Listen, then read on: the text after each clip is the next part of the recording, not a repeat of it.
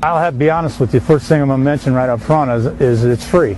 I like this service when it's free because, you know, you can tie up a lot of money in different services, and from experience I found out that sometimes you can pay a lot of money and you may not be getting that much out of it.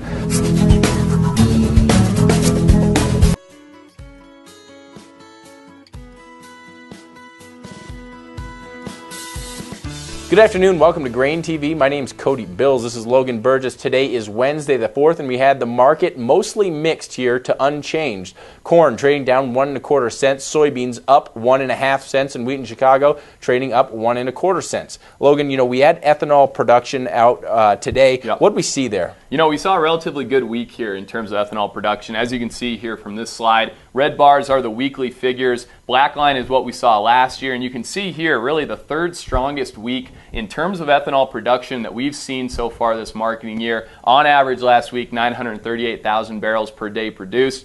In general, though, a good number for ethanol. Really didn't seem to do a lot, though, for that July corn contract. Absolutely. Now, you look at the new crop contract, a lot of producers keep an eye on this very closely. Right. They're wondering, you know, we've been trading off really since the highs in May, trading down pretty substantially, very directional trade. How much lower can we go, and what do you do if you're a producer? Well, you know, right now, let's take a look here at this chart. This is the daily chart of that December 14 corn contract, and as you said, Cody, this market has sold off substantially, really since the beginning of May. Right now, though, I think this market is quite due for a snapback, and I say that one technical indication of that is here along the bottom. This is the RSI, the Relative Strength Index. Anytime we see a reading below 30, that indicates that this market is oversold. Right now, it's sitting around 20. This is one of the lowest readings on the RSI we've seen for December 14 corn going back to about January. So technically, it looks like it's due for a snapback. And second of all, there's still a lot of questions that remain as far as how many acres were moved from corn into soybeans over the last week of May. We do know the crop condition is off to a great start, but I guess that you can combine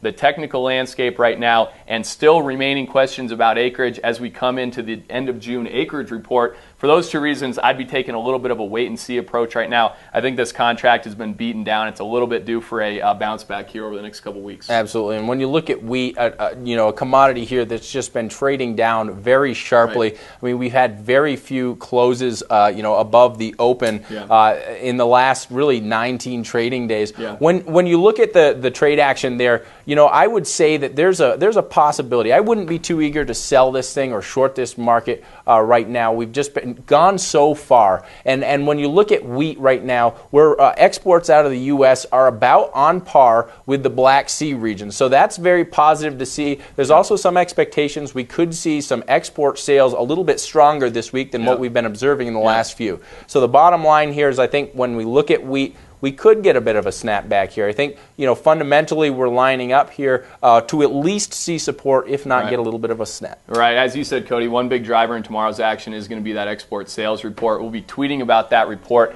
as it comes out here. You can find us on Twitter, @GrainTV is our account over there. Thanks a lot for joining us here on GrainTV to break down the trade on a Wednesday. We'll see you tomorrow for the export sales report.